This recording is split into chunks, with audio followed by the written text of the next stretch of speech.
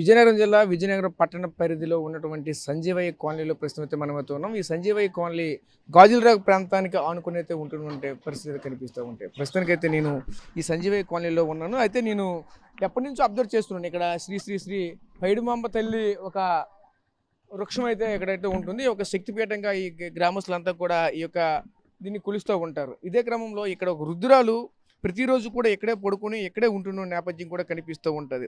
అయితే ఆర్టీవీ ఈరోజు ఒక రిపోర్ట్కి అయితే వచ్చింది. అది ఏం జరుగుతుంది అని కొంతమందికి కూడా అడిగి తెలుసుకున్నది. ఈ రుద్రాలకి ఒకప్పుడైతే సొంత ఇల్లు ఉండేదని, ఇద్దరు కొడుకులు ఇద్దరు కూతుర్లు ఉండేవాళ్ళు.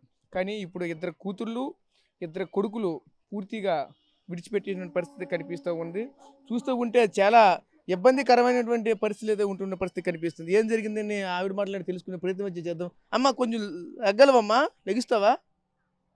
అమ్మ మీది పేరేంటమ్మా? మరిడమ్మా. మరిడమ్మా. బంకపిల్లి మరిడ. మరి రోజు ఎక్కడే పడుకుంటున్నావు ఎందుకు? ఇక్కడ ఏముంది, మీకు సొంత ఇల్లు ఏం లేదా? సొంత ఇల్లునే దగ్గట అమ్మ ఇంట్లోకి వచ్చి ఆదుకోయింది. ఇంట్లో నుంచి పెట్టి శ్రీసింది. ఎవరమ్మా? తులసి. అరే తులసి. మరి మీకు పిల్లలు లేరా? ఇద్దరు పిల్లలు ఉన్నారు, ఇద్దరు చచ్చిపోండ్రు. ఆ ఇద్దరికి దాని మొగుడు చచ్చిపోండు.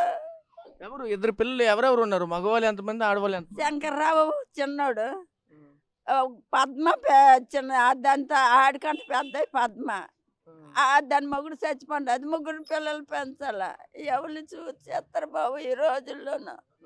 ఆ వృద్ధాదులు పింఛని రాబట్టి ఇన్నలల్లో అలాగే ఇడుచుకొచ్చాను. అంది నా ప్యాన్ ఆవిసి అయిపోతుంది బాబు. నా కొంపంతో నా కొంపలు ఏదైనా తాగి చచ్చిపోతాను. అది చాలా. మీకు ఎంతమంది పిల్లలమ్మా మొత్తం? నలుగురు పిల్లలు. ఇద్దరు ఒక కొడుకు చచ్చిపోండు, ఒక కూతురు చచ్చిపోయింది. ఒక కొడుకు ఒక కూతురు ఉంది. మరి కొడుకు కూతురు మిమ్మల్ని చూడరా? ఇక్కడే అలా పడుకుంటున్నారు కదా. వీళ్ళకి చూడరంతా అమ్మిసామంది తారాజ్యం మాట్లాడారు. డబ్బేది డబ్బొట్రా అంటారా. అది కూతురు కొడుకును అమ్మిసిందని డబ్బేది. అందుకే పంచలు పోలా అంత. మీ ఇల్లు ఎవరికి అమ్మిస్తారా? అమ్మనేది బాబు.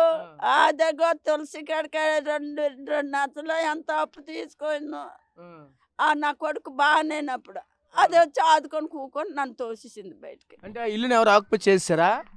ఆ ఇంట్లోకి రానెత్తంది కాదు, కొట్టింది. ఒకసారి వెళ్ళాను, వెళ్తే కొట్టేసింది. ఇదిగా ముడుకు కోసిపోయింది. ఇంకా అక్కడ మచ్చ ఉంది. మహారాజ్ హాస్పిటల్కి వెళ్ళాను, అన్ని చేశాను. కానీ ఎన్ని పోలీస్ స్టేషన్లు తిరిగాను. కానీ నా ఇల్లు నా కొంప నాకు ఎత్తంది కాదు బాబు. మీరు అదొక్కటే దయచేయండి, నాకు ఏటి వద్దు.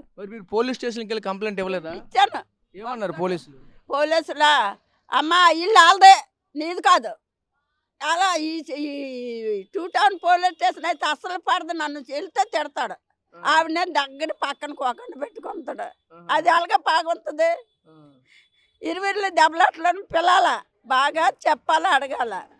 నువ్వు వేసాలు వేస్తాను పెట్టి అన్నాడు కూడా నన్ను. నాకు కోపం వచ్చింది కానీ పారా అనేసాను. అయితే ఒకడైతే నాకు నాకడ పా నువ్వు మాట్లాడకనేసాను. కోపం వచ్చింది. అలాంటి మాట్లాడితే ఇంకేటి. అందుకోసం మరి నాకు మనసు బాధ, చచ్చిపోదామని బుద్ధి పుట్టింది. మళ్ళీ ఒకసారి తను పుట్టింది. నా సొంత ఇల్లు అంత కష్టపడి కట్టుకున్నా ఇల్లు గడిపింది. అందరూ నెల దగ్గర దండగా అయిపోయింది. దీని బుద్ధి ఇళ్ళగా అయిపోయిందని. ఎంతో మంది మంచి వాళ్ళు ఉన్నారు, చెడ్డోళ్ళు ఉన్నారు. ఆవిడైతే టీ అది ఇస్తుంది. ఎదురింటే ఆవిడ టిఫిన్ డబ్బులు అన్నీ ఇస్తుంది బాబు. మరి మీకు పెన్షన్ వస్తుందా? పెన్షన్ డబ్బులు ఏం చేస్తున్నావు? పెన్షన్ డబ్బులా తినడానికి. అది కాళ్ళ మీద కోస్తే ముగ్గురు నిలబడ్డారు ఈ కాళ్ళ మీద. ఎవరు? ఆ తులసి, వాళ్ళ అమ్మ, వాళ్ళ అక్క.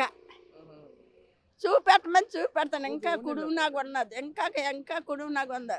దానికి అలాగా నెలకు చూస్తే 2000 రూపాయలు మందులు అయిపోతాను. ఆ 2000 రూపాయలు ఏడు తింటాను బాబా చెప్పు.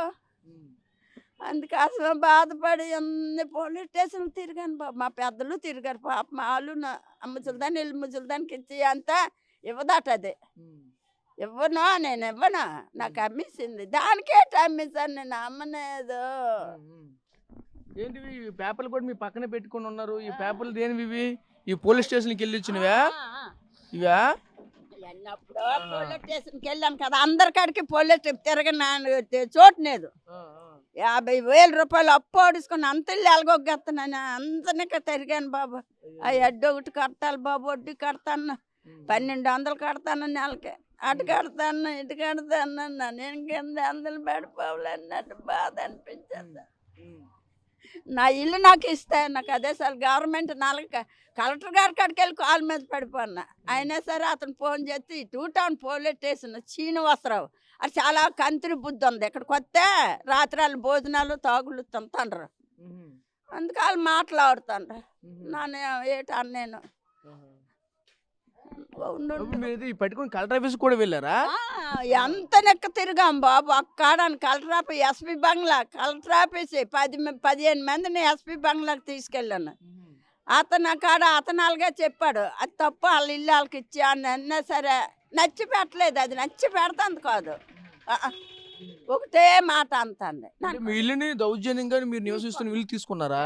అది తీసుకొని దౌర్జన్యం నావైపోయింది దానికి, అందుకోసమనే అది తీసుకుంది. అది కొంత అన్నది ఉన్నదా వెళ్ళం ఖాయం చేసుకుంది.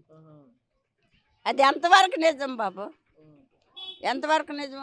వాళ్ళు అంటారు నువ్వు అమ్మేసుకున్నావు అంటారు, వాళ్ళకాడికి ఆ డబ్బు ఏడు చేసి వెళ్ళి అక్కడే తిని అంటాండ్రు.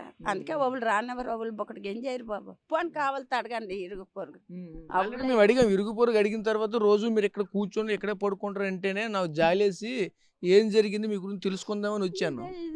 ఇదే పని ఇంకేంటి, ఎన్ని తిడతారా పిల్లలు.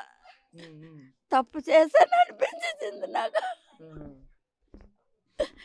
అందుకే నన్ను అమ్మ ఏదో ఒక పని చెయ్యమ్మా. ఒక బాబు అన్నాడు, ఈడియా తీస్తే బాగుంటుంది, టీవీలకి ఇచ్చేయమ్మా అన్నాడు. వాళ్ళ తాలికి మనిషి ఒక మనిషి లంకాపట్నం అన్నాడు. అంతే, లంకాపట్నమా? లంకాపట్నం తులసి చెన్నారి బాగా అన్ని కొట్టుకున్నాను. నాకు ఆ పని చేశారు చూడు బాబు.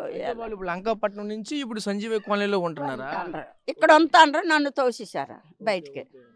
అమ్మ 2 రోజులు ఉంటాం, ఇల్లు కట్టుకుంటాం అన్నారు. దాటే లోటు అయితే ఉండిపోతాం ఏంటి అనేసి జాలి చూపించాను బాబు. ఆ జాలి నాకు గాలి అయిపోయింది. మరి ఏం చేస్తారు, రైలు వారు వాళ్ళ ఇష్టమే, మరి నేనేం చేయలేను. మరి ఇంకేంటి ఒకటి రైలు పట్టాలు పడిపోతే మంచిది అన్నట్టుగా ఉంటుంది. నాకు చెడ్డ పేరు రాకూడదు, వద్దు ఉండాలనిపించలేదు. ఉంటే నాకు కొంపలే సత్తాను. నేదనినట్లయితే ఏం చేస్తానో నాకే తెలుదు, నా మనసుకి ఎత్తే అదే చేసి చచ్చిపోతాను అంతే బాబు. మరి మాటలా ఇల్లు మీకు ఎప్పటి నుంచి మీ దగ్గర ఉంది? ఎప్పుడు మీకు ఎలా వచ్చింది ఆ ఇల్లు? గవర్నమెంట్ ఇచ్చాడు బాబు, గవర్నమెంట్ ఇచ్చాడు. అన్ని వలసేసి బాగా కట్టించుకున్నా, అన్ని వలసేసి బాగా కట్టించుకున్నా. తాడు అన్ని ఉండి తీసేసి కట్టించుకున్నా. బాత్రూము, నెట్ రూము, వంటగది అంతా బాగా కట్టుకున్నా.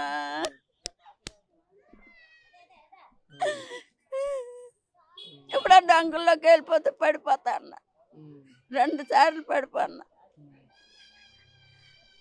నాకు ఎలాగొచ్చింది అంత లేవనేది, నా కాలు కష్టం మీద, నా ముసలోడు కష్టం, రాత్రి పాలు కష్టపడ్డాడు. రిక్స నాగి సంపాదించాం మేము. వాళ్ళు మా ఎవరికి మా అత్త మామ సంపాదించింది గవర్నమెంట్ ఇచ్చిందే ఇల్లు. 4 పంచలు తిరిగా 4 పంచలకి గట్టిగా ఇల్లు కట్టుకున్నా. అన్ని నా అందం ఎందుకు, పిల్లలు ఉంది బాగుంటుంది అని కట్టుకున్నా. నా కొడుకు ఉండడు, నా కూతురు ఉండేది. అలా మెట్లు గిట్లు అన్నీ చాయిస్ చేశారు.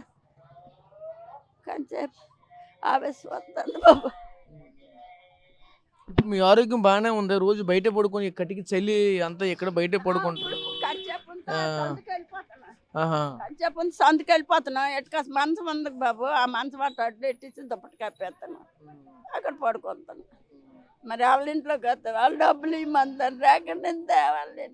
ఇవ్వనేంది ఏం డబ్బులు, ఏ డబ్బులు ఉన్నాయి బాబు, నేను తిరగలేపన్న కాలేరు.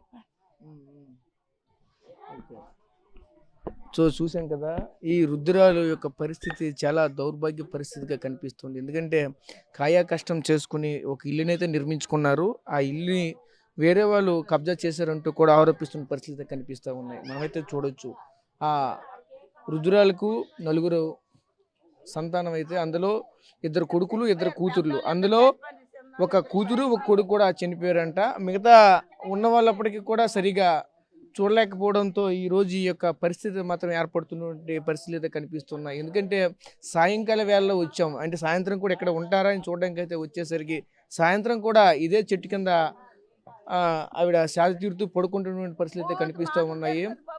సాయంత్రం నుంచి ఉదయం నుంచి సాయంత్రం వరకు కూడా ఇక్కడే ఉంటారంటూ కూడా ఈ స్థానికులు కూడా చెప్పుకొస్తున్నారు. స్థానికులు కూడా ఒకటే అంటున్నారు, సొంత ఇల్లు వాళ్ళకైతే ఉండేది, ఆ ఇల్లే ఈరోజు పూర్తిగా లేకుండా అయిపోయింది. ఆవిడకి అన్నీ కూడా సర్వం ఈ యొక్క రావి చెట్టు కిందే పడుకుంటారు. చూస్తూ ఉంటే ఇక్కడ మరిడంబ, అంటే ఆవిడ పేరు కూడా మరిడంబేనంట. అంటే ఆ దేవుడు సన్నిధిలోనే ఉండాలని ఆవిడ కూడా అనుకుంటున్న పరిస్థితి కనిపిస్తూ ఉన్నాయి. అయితే ప్రస్తుతం చూసుకుంటే విజయనగరం పట్టణంలో ఉన్నటువంటి పలువురు అధికారుల దగ్గరికి అలాగే పలువురు నాయకుల దగ్గరికి తిరిగినప్పటికీ కూడా ఎటువంటి ఫలితం లేదంటూ కూడా ఆవిడైతే చెప్పుకొస్తున్న పరిస్థితి కనిపిస్తూ ఉన్నాయి. ముఖ్యంగా పోలీస్ స్టేషన్ చుట్టూ తిరిగినప్పటికీ కూడా అసలు కనీసం ఎవరు కూడా పట్టించుకోవట్లేదని చెప్తున్నారు.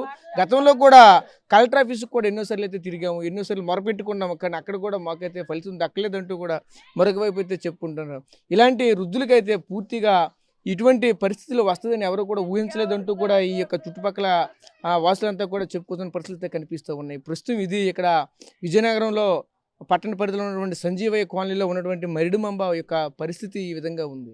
కెమెరా పర్సన్ నాయుడుతో రాజేష్, RTV, విజయనగరం నుంచి. Local to global news at your fingertips. మీ చేతిలో ఒక ఆయుధం.